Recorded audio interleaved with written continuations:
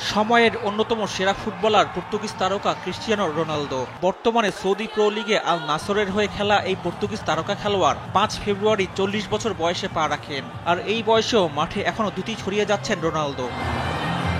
নিজের জন্মদিন নিয়ে সংবাদ মাধ্যমে কথা বলেছেন রোনালদো। জানিয়েছেন তিনি কতদিন খেলতে চান তার কোনো সময়সীমা নির্ধারণ করেননি, তবে তিনি আরও জানান ৩৫ বছর বয়সের পরে ফুটবল খেলাকে উপহার হিসেবে দেখেন।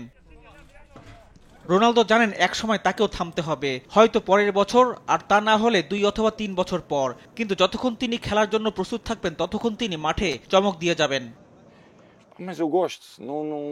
এটাই আবেগ যা আমাকে আরো ১ বা ২ বছর খেলতে বা জাতীয় দলে খেলতে উৎসাহিত করে। কিন্তু আমি জানি এটা শেষ হয়ে যাবে, তাই আমি শেষ দিন পর্যন্ত এটি উপভোগ করতে চাই।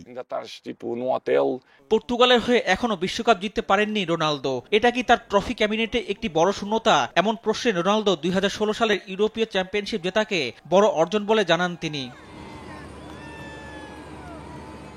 এখনো মাঠে যেভাবে আলো ছড়িয়ে যাচ্ছেন তাতে আগামী বিশ্বকাপে খেলাটা অসম্ভব কিছু নয়। ২০২৬ বিশ্বকাপে পর্তুগালের হয়ে ষষ্ঠ বিশ্বকাপ খেলার সম্ভাবনা উন্মুক্ত রেখে রোনালদো জানান তার আগে অনেক কিছুই ঘটতে পারে। আপনি কখনোই জানেন না সামনে কি হবে। পরবর্তী বিশ্বকাপের ১.৫ বছর আগে যে কোনো কিছুই ঘটতে পারে। অনেক ম্যাচ খেলা হবে, অনেক গোল হবে, তাই আপনাকে কেবল এই মুহূর্তে টিকে থাকতে হবে। রোনালদো জানান অবসরের পরও ফুটবলের সঙ্গে থাকতে চান। কয়েকটি ফুটবল ক্লাবের মালিক হতে চান এই পর্তুগিজ তারকা। রিফাত আঞ্জুম, দেশ টিভি, স্পোর্টস ডেস্ক।